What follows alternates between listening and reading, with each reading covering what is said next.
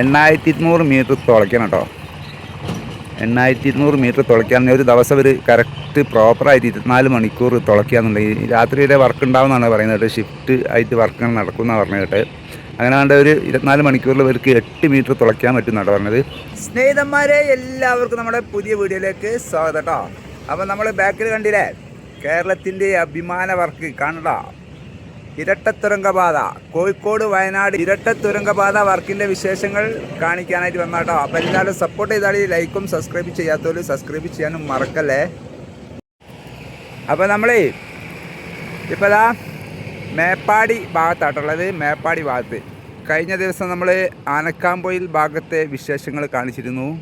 ഇപ്പോൾ നമ്മൾ മേപ്പാടി ഭാഗത്തെത്തി. മേപ്പാടി ഭാഗത്തും മേപ്പാടി കള്ളാടി മീനാക്ഷി ബ്രിഡ്ജാണ് ഈ കാണുന്നത്. ഈ റോഡ് മേപ്പാടിയിൽ നിന്ന് ഇങ്ങോട്ട് വരുന്ന റോഡ് ഇതിങ്ങനെ നേരെ പോയിട്ട് ചൂരൽമലയിലേക്ക് പോകുന്ന റോഡ്. ഏതായാലും ഞാൻ ഒരു കഴിഞ്ഞ ഞായറാഴ്ചയാണ് വീഡിയോ എടുക്കുന്നത്. നല്ല തിരക്കാട്ടോ. വീഡിയോ ഞാൻ ആനക്കാംപൊയിലും ഇതും ഒരേ ദിവസമാണ് എടുത്തത്. ഒരേ ദിവസം അപ്ലോഡ് ചെയ്യാൻ പറ്റില്ലല്ലോ. അപ്പം അത് 2 ദിവസം കഴിയൂലേ. അപ്പം ഇന്ന് നല്ല തിരക്കാട്ടോ. ചൂരൽമല ഭാഗത്തേക്കും വയനാട് താമരശ്ശേരി ചുരത്തിൻ്റെ മുകളിലൊക്കെ നല്ല തിരക്കാട്ടോ. അവിടെ വേറൊരു പ്രത്യേകത കണ്ടത്, ഇത് കണ്ടങ്ങൾ ലോറിയാണ് കാണുന്നത്, ടോറസ്. ഈ ലോഡ് ബോളറാട്ടോ. അതിൻ്റെ ഉള്ളോട്ട് കുറേ എണ്ണം അങ്ങോട്ട് കയറിപ്പോയിട്ടുണ്ട്. അതാ കാണാട്ടോ. ഇത് എവിടുന്ന് വരുന്ന അറിയാം ബോളർ? ഈ ബോളർ വരുന്നത് നമ്മുടെ ആനക്കാംപൊയിൽ തുരങ്കം പൊട്ടിച്ച ബോളർ അവിടുന്ന് ചുരം വഴി താമരശ്ശേരി ചുരം വഴി ഇങ്ങോട്ട് കൊണ്ടുവരാം കേട്ടോ. അവരെ കമ്പനി തന്നെയാണ്. എന്താ വെച്ചാൽ അവിടുന്ന് ബോളർ ഒഴിവാക്കും വേണം, പക്ഷേ ഇവിടേക്ക് ബോളർ ആവശ്യമുണ്ട്. അപ്പോൾ അതുകൊണ്ട് തന്നെ ഇങ്ങോട്ടേക്ക് നേരിട്ടിട്ടാണ് അവർ കൊണ്ടുവരുന്നത്. എത്ര ലോങ് സഞ്ചരിച്ചിട്ടല്ലേ. ഏതായാലും ചുരം വഴി വരുന്ന ചുരത്തിൻ്റെ മുകളിലൊക്കെ നല്ല ബ്ലോക്കൊക്കെ ഉണ്ടാവും ഇങ്ങനെ വലിയ ലോഡ് വണ്ടി വരുന്ന സമയത്ത് തന്നെ. ഏതായാലും ഇത്രയും ലോഡായിട്ട് ആ ചുരമൊക്കെ കയറി ഇങ്ങോട്ട് പോരൂലേ. ഏതായാലും ഇവിടുത്തെ ആവശ്യത്തിന് ഇവിടെയെന്ന് പറഞ്ഞാലേ ഈ മുൻഭാഗം അതൊക്കെ ഷോർട്ട് ക്ലീറ്റിൻ്റെ വർക്ക്, സിമെൻറ്റിൻ്റെ കളർ കാണുന്നില്ല, ഇതൊക്കെ ഷോർട്ട് ക്ലീറ്റ് സ്പ്രേ ചെയ്ത് പിടിപ്പിച്ചാട്ടോ. അവിടെ നിന്ന് ഇടിഞ്ഞ് മണ്ണൊന്നും ഇടിയണ്ടെന്ന് വിചാരിച്ചിട്ട് അത് സ്റ്റെപ്പായിട്ട് അവർ കൈകാര്യം ചെയ്ത് വെച്ചിട്ടുണ്ട്. 2 ഭാഗത്തു കൂടിയൊക്കെ മഴവെള്ളം 2 ഭാഗത്തു കൂടി വരാൻ വേണ്ടിയിട്ട് അവർ ഡ്രെയിനേജ് പോലെ ഉണ്ടാവും. മുകൾ ഭാഗത്തെ വെള്ളം അത് ഈ ഭാഗത്ത് അവർ ചെയ്ത് വെച്ചിട്ടുണ്ട് കേട്ടോ. അത്രയും ഭാഗം ആ പാറ കുറച്ചൊരു 100 മീറ്ററോളം ബാക്കിലായിട്ടാണ്, 200 മീറ്ററോളം ബാക്കിലായിട്ടാണ് ആ പാറ ഉള്ളത്. ആ പാറിൻ്റെ അതുവരെ മണ്ണാവാനാണ് സാധ്യത എന്നാണ് ഇവർ കണക്കൂട്ടൽ. അപ്പം ഇവർക്ക് അതിൻ്റെ അടിയിൽ തുരങ്കം തുളച്ചു പോകുന്ന സമയത്ത് തന്നെ നല്ലൊരു കോൺക്രീറ്റ് ചെയ്യേണ്ട ആവശ്യമുണ്ട്. അപ്പോൾ അതിന് വേണ്ടിയിട്ടുള്ള മെറ്റൽ ക്രഷർ ഇവിടെ തന്നെ ഉണ്ട്. ക്രഷർ കാര്യം അപ്പോൾ ബോളർ കൊണ്ട് കൊണ്ടുവന്നാൽ മെറ്റലാക്കാനും എൻസാൻഡാക്കാനും ഒക്കെ അവർ അവിടെ തന്നെ കൈകാര്യം ചെയ്തു. അതിന് വേണ്ടിയിട്ടാണ് ആ ബോളർ അവിടെ നിന്ന് ഇതുവരെ എത്തിക്കുന്നത് കേട്ടോ. ഇവിടെ ബോളർ അവിടെ എവിടെയെങ്കിലുമൊക്കെ കിട്ടും, പക്ഷേ അവർക്ക് അത് അവിടെ നിന്ന് ഒഴിവാക്കും വേണം. പിന്നെ അതുകൂടാതെ ഇവിടേക്ക് ആവശ്യമുണ്ട്. അപ്പോൾ അവരേതായാലും അവരുടെ വാഹനങ്ങളൊക്കെ ഇഷ്ടം പോലല്ലേ. അപ്പോൾ അതുകൊണ്ട് അവർ നേരിട്ട് ഇങ്ങോട്ട് കൊണ്ടുവരും കേട്ടോ.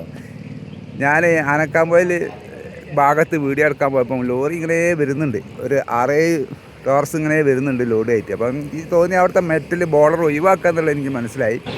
പക്ഷെ അത് ഇങ്ങോട്ട് കൊണ്ടുവരിക എന്നുള്ളത് അറിയില്ല. അപ്പോൾ ഞാൻ ഇവിടുത്തെ ഡ്രൈവറോട് ചോദിച്ചിട്ടോ, എന്നാലും അവിടെ വണ്ടി നിർത്തിയിട്ട് അവിടേക്ക് പോയിട്ട് വീഡിയോ എടുക്കാൻ പറ്റില്ല. അപ്പോൾ വീഡിയോ എടുത്ത് അപ്പോൾ അവർ വന്ന് വീഡിയോ എടുക്കണ്ടെന്ന് അറിയാം. അതിലും നല്ല പിന്നെ അവിടെ പോകത്തല്ലേ, ഇവിടെ തന്നെ നമുക്ക് നല്ലോണം കാണാം. അപ്പോൾ ആ ഡ്രൈവറോട് ചോദിച്ചപ്പോൾ അവർ പറഞ്ഞ് അവിടുന്ന് ഇതുവരെ വരുന്ന രാവിലെ പോകുന്നതാണ്. ഇതപ്പോൾ 3 മണിയായി. ഒരു 10 മണി സമയത്ത് ഞാൻ അവിടെ നിന്ന് ഇറങ്ങി വരുന്നത് കണ്ടിട്ടുണ്ട്. ഒരു 10-10:30 മണി സമയത്ത് അവർ ചുരമൊക്കെ കയറി ഇതാ അവിടെ എത്തി. ഇവിടെ എത്ര സമയമായി നിൽക്കുന്ന അറിയാം. ഞാൻ വരുന്ന സമയത്ത് ഇവിടെ വരിയായിട്ട് നിൽക്കുന്നുണ്ട്. ഓരോന്നുള്ളോട്ട് അങ്ങനെ കയറി പോകുന്നുണ്ടാ. അതിൻ്റെ ഉള്ളോട്ട് ആ ഭാഗത്തേക്ക് പോയിട്ടാട്ടോ ഇവരുടെ ക്രഷറും ഒക്കെ ഉള്ളത്. അതാ അതിൻ്റെ മുകളിൽ കാണണ്ട, അവിടേക്കാണ് ക്രഷറും കാര്യങ്ങളൊക്കെ. അതിൻ്റെ മുകളിലാണ്. ഇനി ചുറ്റി വളഞ്ഞ് അതിൻ്റെ മുകളിലെത്തണം. ഇതൊക്കെ മണ്ണാട്ടോ, ഫുള്ള് മണ്ണ്. അവിടുന്ന് ഒരു JCB കൊണ്ട് ഫുള്ളും കൊണ്ട് മറച്ചിട്ടതാണ്. അതിൻ്റെ മുകളിൽ ഷീറ്റൊക്കെ വിരിച്ച് വെച്ചിട്ടുണ്ട്. മഴ പെയ്തിൻ്റെ ഒലിച്ച് പോകാതിരിക്കാൻ വേണ്ടിയിട്ട്. അത് ഒരുപാട് വലിയ ഷീറ്റുകൾ. അതിൻ്റെ മുകളിൽ ചാക്കിൽ എന്തൊക്കെയോ ചാക്കിൽ നിറച്ചിട്ട് ചാക്കൊണ്ട് വെയിറ്റ് അവിടെ വെച്ചിട്ടുണ്ട്. അടാ എന്തിനാല്ല അവിടെ അടുത്ത് പോയി വീഡിയോ എടുക്കുന്നത്? നമ്മളടുത്തേക്ക് എത്തിക്കാമല്ലോ കാര്യങ്ങൾ. പിന്നെ എന്തിനാ അതിൻ്റെ അടുത്തേക്ക് പോകുന്നതല്ലേ.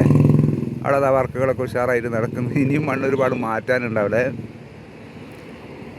മണ്ണ് അവിടെ എടുത്തുകൊണ്ടിരിക്കുക. ഏകദേശം ഗ്രൗണ്ട് ലെവലായിട്ടുണ്ട്.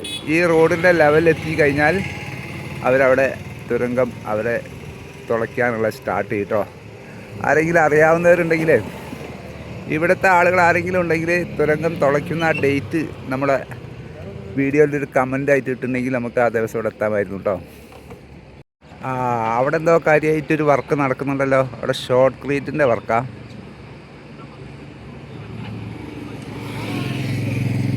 യെസ്, അവിടെ ഷോർട്ട് ക്രീറ്റിൻ്റെ വർക്ക് നടക്കുന്നുണ്ട് കേട്ടോ. അവിടെ സ്പ്രേ ചെയ്തിട്ട് പിടിപ്പിക്കുന്ന ആ ഭാഗം ഇങ്ങനെ ചെയ്തുകൊണ്ടിരിക്കുന്നുണ്ട്. ഇനി ബാക്കിയുള്ള ഈ ഭാഗമൊക്കെ മണ്ണ് ഒരു ലെയർ കൂടി എടുക്കാനുണ്ടാകുമോ?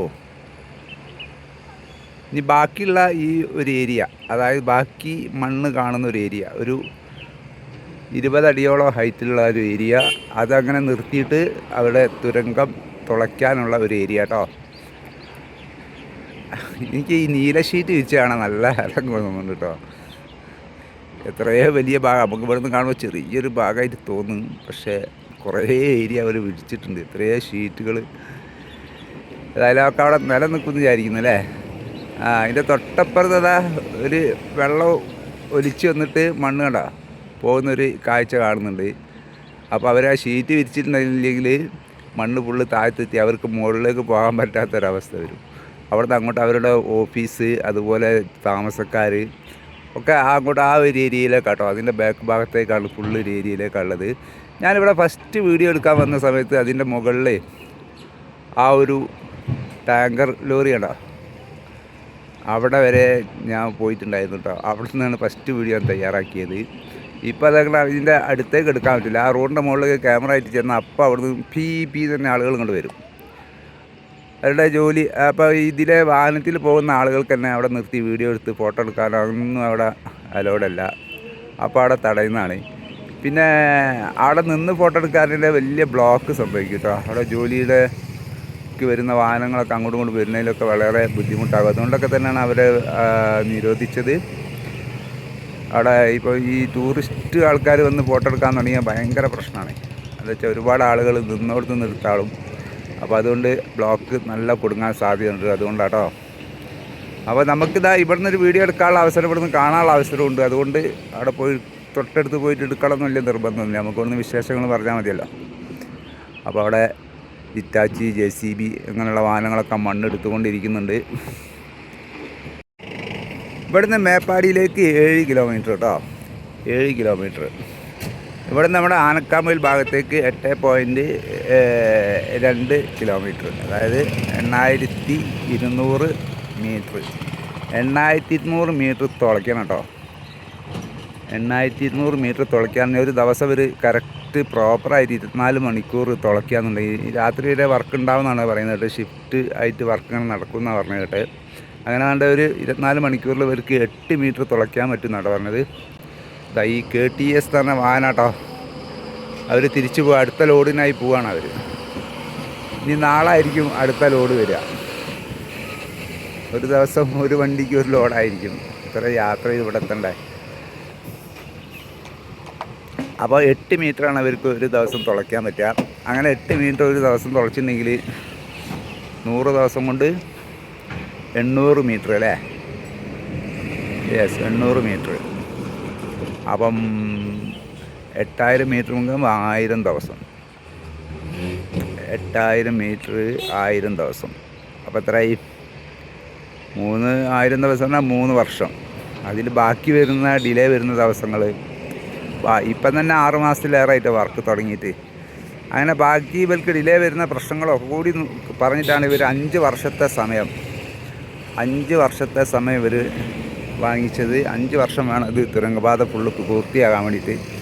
ഈ തുരങ്കം തുളയ്ക്കുന്ന ആ ഒരു ചിത്രം കാണണമെന്നുണ്ടെങ്കിൽ എൻ്റെ കഴിഞ്ഞ വീഡിയോ കാണാത്തവർ അതൊന്ന് കണ്ടാടിട്ടോ. ആനക്കാമ്പോയിൽ തുരങ്കമൊക്കെ തുളയ്ക്കാൻ തുടങ്ങിയിട്ടുണ്ട്. അപ്പോൾ അതിൻ്റെ ശരിക്കും ഒരു ചിത്രം നമുക്ക് അവിടെ കാണാൻ പറ്റും. 2200 കോടി, 2140 കോടി രൂപയാണ് ഇതിൻ്റെ ചിലവ് വരുന്നത്. യെസ്, ആണ് വെള്ളരിമല എന്ന് പറഞ്ഞ മല ആണെന്നാണ് പറയുന്നത് കേട്ടത്.